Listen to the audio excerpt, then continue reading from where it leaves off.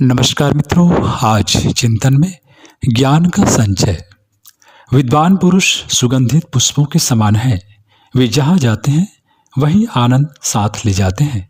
उनका सभी जगह घर है और सभी जगह स्वदेश है। विद्या धन है, अन्य वस्तुएं तो उसकी समता में कुछ भी तुच्छ है। यह धन ऐसा है जो अगले जन्मों तक भी साथ रहता है। विद्या द्वारा संस्कारित की हुई बुद्धि आगामी जन्मों में क्रमशः उन्नति ही करती जाती है और उससे जीवन उच्चतम बनते हुए पूर्णता तक पहुंच जाता है।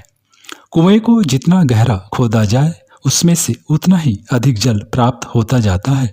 जितना अधिक अध्ययन किया जाए उतना ही ज्ञानवान बना जा सकता है। विश्व क्या है और इसमें कितनी आनंदमय शक्ति भरी हुई है, इसे वही जान सकता है जिसने विद्या पढ़ी है। ऐसी अनुपम संपत्ति का उपार्जन करने में न जाने क्यों लोग आलस्य करते हैं। आयु का कोई प्रश्न नहीं है।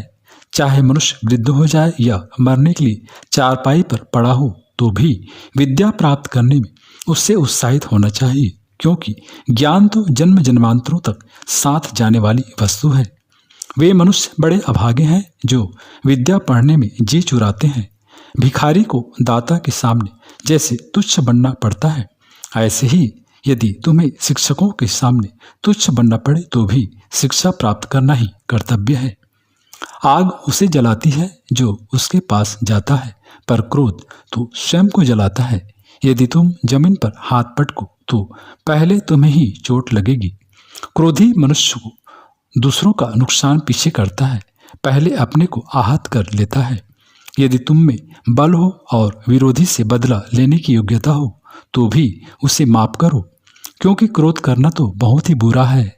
यदि तुम क्रोध का परित्याग कर दो और जो कुछ कहना चाहते हो शांतिपूर्वक कहो तो उन पर समस्याओं का आधा हल तो अपने आप हो जाएगा जिनके लिए तुम बेचैन हो।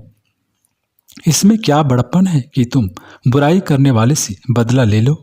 ऐसा तो चींटी भी कर सकती है। बड़ा वह है जो अपने शत्रुओं को क्षमा कर देता है। धरती को देखो, तुम उसे खोदते हो और वह बदले में अन्न उपजाती है। गन्ने को दबाते हैं तो उसमें से मीठा रस टपकता है।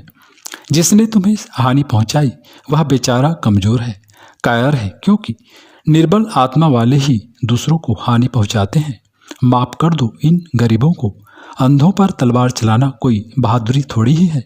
बदला लेने पर तुम्हें कुछ घंटे खुशी रह सकती है, पर क्षमा कर देने पर जो आनंद प्राप्त होगा वह बहुत काल तक कायम रहेगा। जो न तो खुद खा सकता है और न दूसरों को दे सकता है, चाहे वह करोड़पति ही क्यों न हो। मामूली गरीब आदमी से उससे कुछ विशेषता नहीं है। उचित अनुचित तरीकों से पेट पर पट्टी बांधकर जो धन जोड़ा गया है वह उसके किसी काम न आएगा। उसका उपयोग तो दूसरे ही करेंगे। वह मनुष्य बुद्धिमान है जिसने अपना धन शुभ कर्मों में खर्च कर दिया है। असल में वह बरसने वाले बादलों की समान है, जो आज खाली होता है तो कल फिर भर जाएगा।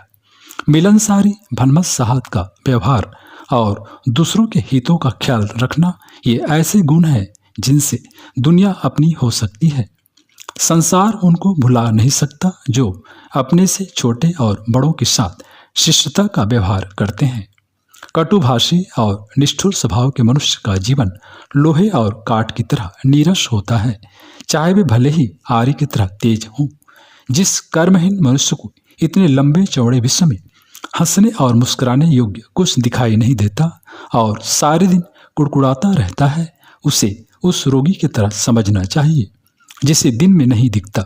बदमिजाज व्यक्ति के पास चाहे कितनी विद्या और संपत्ति क्यों न हो, वह उस दूध के समान निकम्मा है जो गंदे पात्र में रखा होने से दूषित हो गया है। ईश्वर से की गई प्रार्थना का तभी उत्तर मिलता है जब हम अपनी शक्तियों को काम में लाएं। आलस्य, प्रमाद, अकर्मण्यता और अज्ञान से ये सब अवगुण यदि मिल जाए तो मनुष्य की दशा वह हो जाती है जैसे किसी कागज के थैले के अंदर तेजाब भर दिया जाए। ऐसा थैला अधिक समय तक न ठहर सकेगा और बहुत जल्द गलकर नष्ट हो जाएगा। ईश्वरीय नियम बुद्धिमान माली के समान हैं, जो निकम्मे घास कूड़े को उखाड़कर फेंक देता है और योग्य पौधों की भरपूर साज संभाल रखकर उन्हें उन्नत बनाता है। जिसके खेत में निकम्मे खरपतवार उग पड़े, उसमें अन्न की फसल मारी जाएगी। ऐसे किसान की कौन प्रशंसा करेगा जो अपने खेत की दुर्दशा करता है। निश्चय ही ईश्वरीय नियम निकम्मे पदार्थों की गंदगी हटाते रहते हैं, ताकि सृष्टि का सौंदर्य नष्ट न होने पाए। मित्रों, प्रार्थना का सच्चा उत्तर पाने का सबसे प्रथम मार्ग आत्मविश्वास है। कर्तव्य परायण सच्चाई द्वारा ही सच्ची प्रार्थना होनी संभव है। ईश्वर नामक सर्वव्यापी सत्ता में प्रवेश करने का द्वार आत्मा में होकर है, वही इस खाई का पुल है। अविश्वासी और आत्मघाती लोग निश्चय ही विपत्ति में पड़े रहते हैं और सही मार्ग ही तलाश करते फिरते हैं। आत्म तिरस्कार करने वालों को ईश्वर के यहाँ भी तिरस्कार मिलता है और उनकी प्रार्थना भी निष्फल चली जाती है।